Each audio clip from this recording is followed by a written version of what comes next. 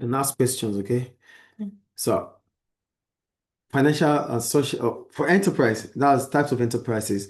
So for an enterprise, we call it an enterprise because it's an organization. It is set up to carry out different activity. They carry out business activity. That's why we call them enterprise. Then we have enterprise. They could be for profit making and non-profit making.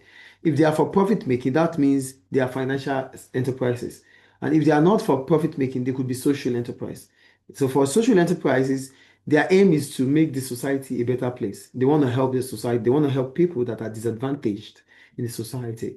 But for financial enterprises, their main objective is to make profit. That's why they are setting up the business. Do you understand that? Yes. So types of enterprise, we have the financial. For financial enterprise, their aim is to make profit. So they produce goods or provide services with the aim of making profits. Is it clear or not? Yes. Now go to the advantages of financial enterprises. The first one, they provide wide range of goods and services. That means they provide different kind of goods and services. They provide different kind of goods and services. Two, they create jobs. How do they create jobs? They create jobs because as soon as an enterprise is set, as soon as as soon as you start a business, you have to employ workers, yes or no? So that's how they create jobs. Do you understand that? They pay taxes to government. How do they pay taxes? They pay taxes from the profits they make. They make profit, right? Yeah. So the profit they make, they pay taxes through the profit they make. We call it corporation tax. So they have to pay taxes. That's an advantage too. Do you get it? Yes. So what are the support for financial enterprises in Ireland? Like, how do they help financial enterprises in Ireland? The first one, they said new businesses can get help from LEO. We call them local enterprise offices.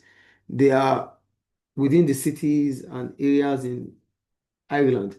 What they do is they help small businesses. They help financial businesses. They help them with finance. So they are located in towns and cities across Ireland. They support small businesses, not large businesses. Businesses that have up to like 10 employees. They are micro businesses. They employ just few numbers of employees. Are you with me, please? Yes. So we're talking about the support for financial enterprises in Ireland. The support only comes to small businesses. They help financially help small businesses. Are you with me? Yes. Okay. Do you have any question? No. Are you sure you are good? Yes, sir. Okay.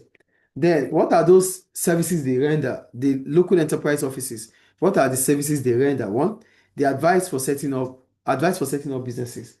For small businesses that do not, some people do have money, they want to start a business, but they don't have the skills, the knowledge, or they need information to start the business. So they could go to the local enterprise offices. They tell them. They advise them what to do, what not to do.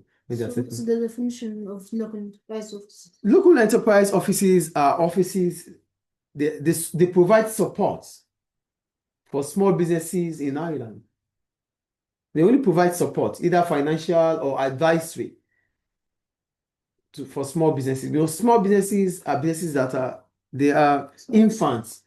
They have just few numbers of employees. They don't have financial capability like large businesses, but they can grow with support. So Leo wants them to grow and compete with large businesses. Do you understand? Yes. So they provide advice for setting up the businesses.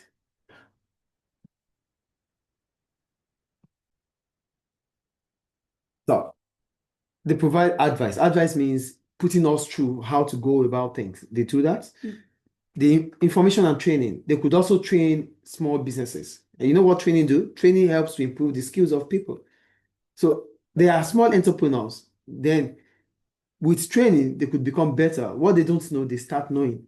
Training allows you to know what you don't know. So Leo provide training too.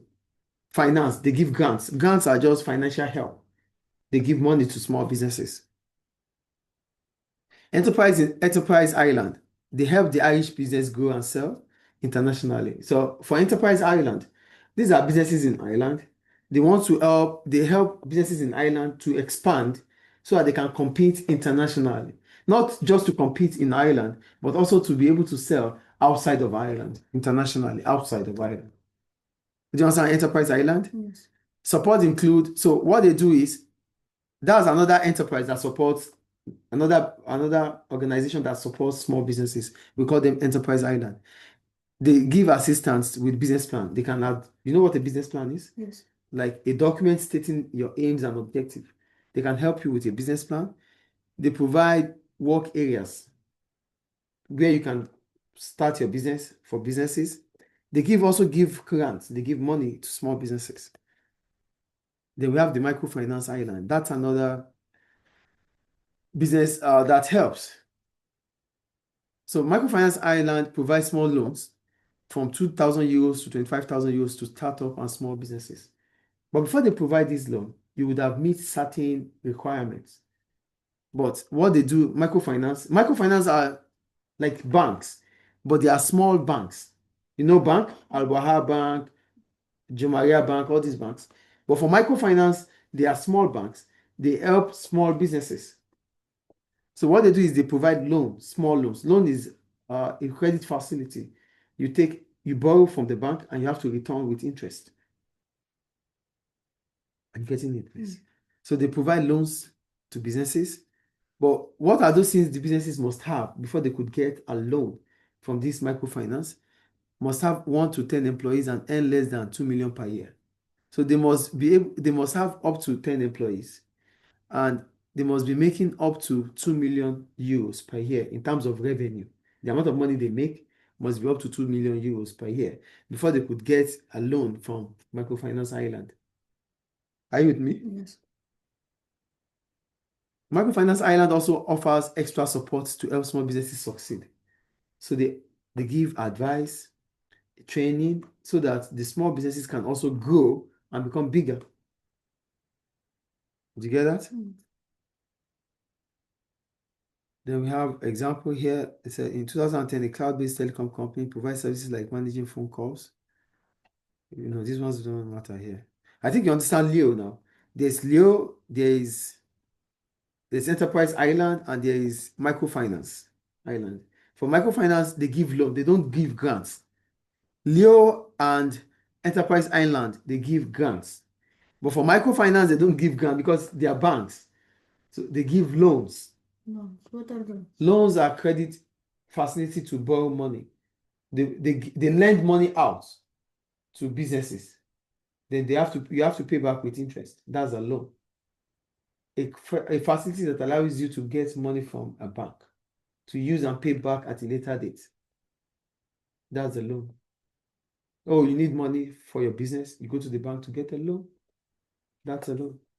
Yes. Do you get it? And then you need to pay back the money. Yes, the principal and the interest. Is it clear? Yes. So we go to social enterprise. For social enterprise, their businesses, they are not to make profit. They just want the society to become a better place. What do I say? They want the society to become a better place. That's why they are social enterprises. They want the society to be better. They are charity organizations like IOM. They want the society, they want to help people. They want to make their life better. A social enterprise is an organization set up to provide an essential service to the local community. It is not a charity, but it earns money from the service it provides. So they can also make money from whatever they render services and make money from it. So here they said like cooperatives. Cooperatives are businesses that are set up among members, like teachers. They come together to set up a business. We call it teachers cooperative. You get cooperatives here? Cooperatives are businesses that are set up by members to help the members. They are businesses that are set up by members like teachers, doctors, lawyers coming together to set up a business. That is what cooperative is about. Do you understand cooperative here? A business that is set up by members. By members, members like the same people. Teachers, all teachers setting up a cooperative. All doctors setting up a cooperative. That's cooperative. Do you understand? For tourism service, tourism, right? Tourism, Yes. okay. Charity shops. There are shops that are there to help people. You pay little amount of money, you get whatever you need. So I need to memorize the examples of social enterprise. No, I don't think so. It doesn't matter. What you need to know is what. Because she might ask me what What is the social enterprise? A social enterprise is an enterprise that is It is an organization to set up to provide an essential service to the community. Then who set them up? They are set up social entrepreneurs. They are set up by social entrepreneurs, like people who wants, they are not just they don't want to make profit, but they are people that wants to start a business to help the society. We call them social entrepreneurs. Their main goal is to make a difference in society, not to make profit. They just want to make the society a better place, not to make profits. Mm. Do you understand? Yeah. Question. They said, what is an enterprise? It is an organization that an organization such as a business, a group, or a charity. Yes, that is set up as a group or charity. You understand that? Profit or non-profit. Enterprise, yes. Name 3 types of enterprise. We have local, social, financial. What is the aim of financial enterprises? To make profit. Give 2 examples of financial enterprises. 2 examples of financial enterprises. Maybe Goldfish Company. Yeah. Yeah, Coca-Cola, they are financial enterprises. Yes. Coca-Cola. Yeah, it's a financial enterprise. Yes. Advantages of financial enterprises. Advantages, they make more money. No. They create jobs. They create jobs. They pay taxes. They pay taxes. Clear. Yeah. So go to social enterprises, yeah. So Tancredo gives those. The social enterprise Tancredo. Yeah. Okay. So loans help to build creche, childcare, a football club with a strong role in the local community, many famous. These are all social enterprises. They just want to help the society. You have any question here? Shall we move on? Okay. Social entrepreneurs in Ireland. They help new social entrepreneurs develop ideas to solve Ireland social problems, provide grants up to 300,000 to support and expand existing social enterprises. So, what type of organization does Clan Grando gives loans to? To football clubs, societies. Look, charities, sport clubs, they give loans to them. What facility did Stella Maris FC build with Clan Credo support? Oh. They said, what facility did Stella Maris FC build? They build childcare facilities, sports training center. Okay. How much money can SIE give? That's around 300,000, right? Okay, 300,000. Of SEI, social enterprises. They want to make the society money services services for the people in the community. Okay. Jobs. So for cultural, set up to promote culture, traditions, custom, and belief. no, their social cultural enterprises are set up to promote heritage, culture, and arts. Art, yeah. Culture, heritage, and arts. So cultural enterprises are set to promote culture, heritage, and arts. Do you understand? And for cultural entrepreneur, a cultural entrepreneur is a person that set up a cultural enterprise. A social entrepreneur is an entrepreneur that set up a social enterprise. Clear? So types of cultural entrepreneurs. We have profit making. They want to make money. So we have cultural enterprises that are for profit making. They want to earn profit. Examples, Epic, Irish Immigration Museum. They make money because you go to the museum, you pay to go there. Non-profit making for community benefit. So there are the types of cultural enterprises. Yes. We have the profit making ones. We have the non-profit making that supports arts, promotes sports. They are for non-profit making. We have profit making, which are they want to earn money, they want to make profit. Non-profit making, they want to help the community. Okay. Is it clear? Advantages of cultural enterprises. They allow Irish people and tourists to experience Irish culture. One of the advantages is that they help the Irish people, the tourists, people that comes to Ireland, to understand the culture of Ireland. Do you understand the advantage there? Tourists brings money, so they make profits too. Tourists brings money into Ireland's economy, so money is made, revenue. They increase revenues for Ireland. They increase revenue for Ireland economy because tourists will pay. They provide employment. So as soon as more tourists are coming in, the tourist businesses will have to employ workers to deal with the increasing demand of tourists. So they create employment. They can also expand to create employment. They offer entertainment, yes. Entertainment. That's why they are tourist centers. Like you could watch football, sports, music, concerts, and the rest. Entertainment. Example, Riverdance. Riverdance is an entertainment, or is part of the entertainment industry. So started as an interval act in the 1994 Eurovision in Dublin. Music became a stage show, performed in 450 theaters, brought Irish music and dance to a global audience and preserve the art form. So Riverdance is an example of a cultural enterprise which has become a household name in Ireland. So this is what it has done. So where do the cultural enterprises get their support from? Where do they get their support? Who helps them? The cultural enterprises. The cultural That's what support means. Who helps them? government. Government, yes. Art Council of Ireland, that's the government. It's a government agencies promoting all art of forms, dance, okay. Conrad Nagalig.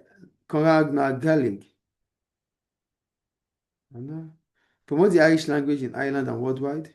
Conrad promotes the language, runs, okay. Just look at this. Conrad, they promote the Irish culture. It promotes the Irish culture. The types of business ownership. Now we're going to business ownership. When we talk about business ownership, we're simply talking about the legal status of a business. The legal status of a business allows us to know the ownership of the business. Like the sole trader. This is a business controlled by an individual, one-man business, sole trader. Okay, let's start. They wrote it down anyway. Shall we? Shall we from here? Okay. So for business owner, we have the sole trader. We call it a sole trader because it's a business that is owned, controlled by one person. an individual, yes.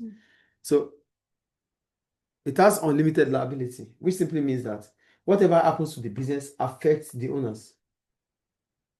Whatever happens to the business affects the owners, unlimited liability. So which simply means the debts of the business can be paid with the personal wealth of the owners. So if the business is owing certain individual money, they can sell your car. Because it's your business, they can sell your car to pay the owner. So that is unlimited liability. Do you get it or not? We call it unlimited liability because whatever happens to the business affects the owners of the business. Do you understand unlimited liability now? Yeah, see, if the business cannot pay debt, the owner must use personal money and possession to pay. I said that earlier, right? Do you get it? We go to partnership. A partnership is a business that is owned and controlled by 2 to 20 people with the aim of making profit. That's why it's partnership. 2 to 20 people, they own it with the aim of making profit. Do you understand that? So a business owned by 2 to 20 people, often formed by professionals. It's formed by professionals like doctors, lawyers, accountants. It's not just a business that you can form. It's a business that is formed by professionals like doctors, lawyers, accountants. Do you get that? And when you are forming it, there's a written document which is called deed of partnership deed. It's a written document that states the affairs of partners.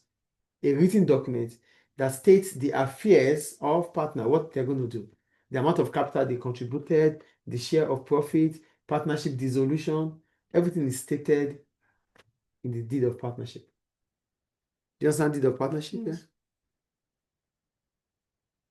Then we have private limited companies. Why do we call them private limited companies? We call them private limited companies because they are companies that are owned between friends and family.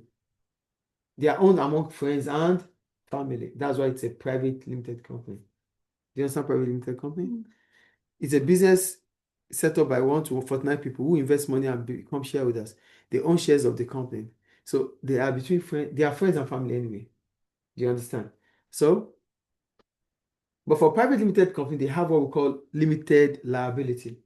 And what is limited liability? It simply means that whatever happens to the business does not affect the owners of the business. So if the business is owing debts, the only thing that the owners of the business would lose is their investment.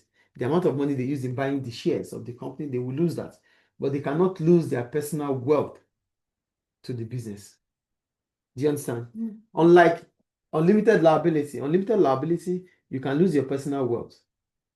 But for limited liability, you cannot lose your personal wealth to the business. Do you understand? Mm. So to set it up, you need the registrar of companies. What do I call it? The registrar of companies. It's the one that will say yes by issuing you a registration certificate that you can become a company. When you have provided your memorandum of association and article of association. We call it that's the document you get, certificate of incorporation, that you can become a private limited company. Now you can operate. Do you get it? Yes. So, what are the advantages of private limited companies? Number one, owners have limited liability, which simply means whatever happens to the business does not affect the owners of the business. Do you understand? Yeah. Two, easier to raise money because you have to just sell shares between friends and family. To raise money, you just have to sell your shares to friends and family. You raise money. It's easy. The third one, can hire skilled employees. Unlike a sole trader that does not have that financial capability to employ skilled managers. But a private limited company can employ skilled workers because they have the financial capability. Do you get it? Then the next one, better decision because more people are involved. No, yes, it is not like a sole trader that is just an individual. You might make a poor decision, but because it's a company, a lot of people are involved. They might be making a better decision. Do you get it?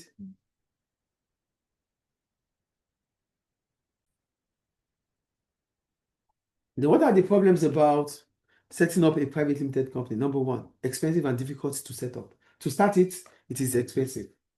It is very expensive. Number two, must follow many legal rules. You need to provide the memorandum of association, article of association, a lot of documents to the registrar of company before you can be issued a certificate of incorporation.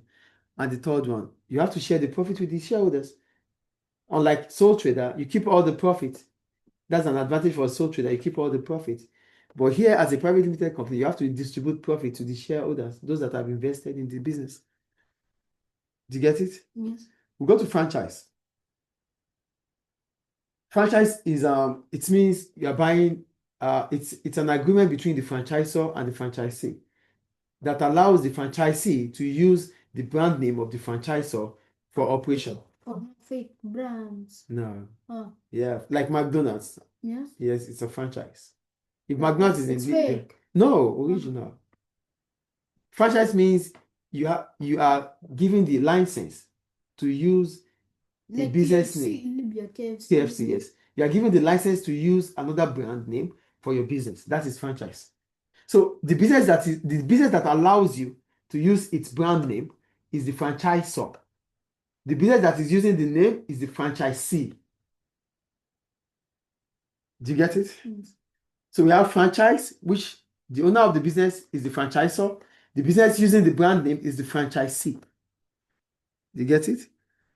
So they didn't say that here, but I'm just telling you. I think you know that already. We have franchisee and franchisor. Where's your pen?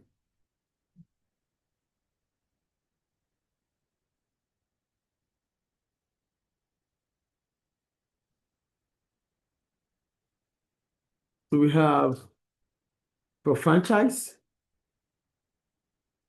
we have franchisor, and we have the franchisee. The owners of the business is the franchisor. The business that needs to use the brand name is the franchisee. Clear? So, then what are the advantages of franchise? To the franchisee, less risk. The business is a successful business.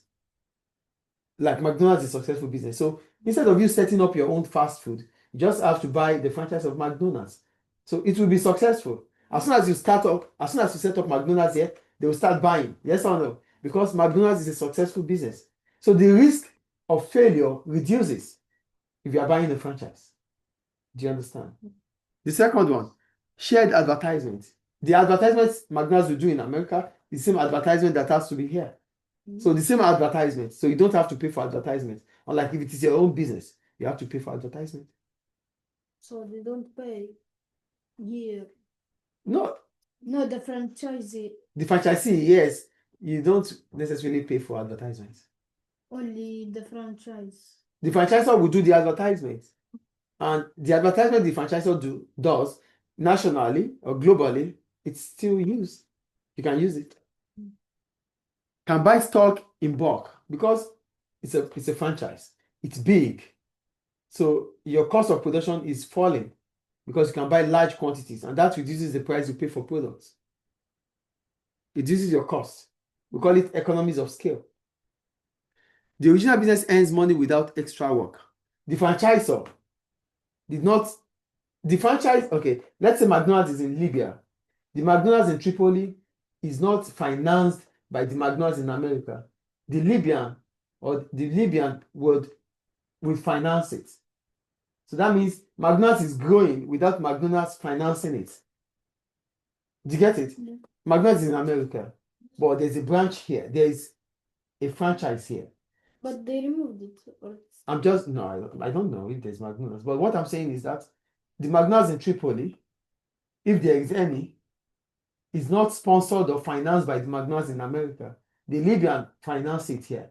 So McDonald's is growing, is expanding without McDonald's paying for it. That is what it means. Like the original business earns money without extra work. Do you understand? Yes. But what are the problems of franchise? Must pay fees and a percentage of profit. The problem of franchise to the franchisee is that the franchisee has to pay certain amount of money to have the franchise, and it has to share the profit with the franchisor. Franchise must follow strict rules. Franchisee, yes, they wrote it now, franchisee. Franchisee must follow strict rules. You have to comply with the terms and conditions of the franchisor. It is what the franchisors want you to do, you have to do. Do you understand? If one branch gets a bad reputation, all branches suffer. If the McDonald's branch here in Tripoli has a bad reputation, maybe a bad service, it affects the whole McDonald's. Yes or no? Yeah. Do you understand? Yes. Then we go to cooperatives.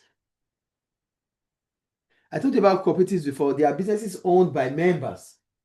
Businesses set up and owned by members. Members. Do you understand? Like teachers, doctors coming together to set up a business. That is cooperative. Is it clear? So what are the advantages? The profit you get there, you share it equally because you are contributing the same amount. So profit is shared equally. Do you understand? 2, everybody has equal rights. Whatever you have access to, I have access to it. Do you understand?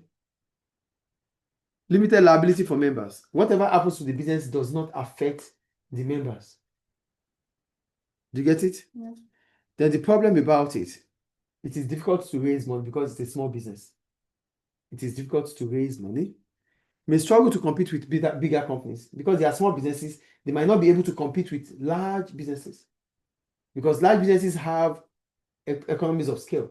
They have financial capability to employ skilled workers. They won't be able to do that. So they might not be able to compete with large businesses. Do you get it? So go to non-profit organizations. For non-profit organizations, they are organizations that are not to make profits. So all income is used to improve the services not shared among members. They are not sharing the profits. They put the profit back into the business. Do you understand? Sport clubs, charities, schools, not all schools though, hospitals, voluntary groups. That is end of chapter 17, right? Any question? Any question? No. Okay. Which chapter do we start? Hold on, please. Let me end.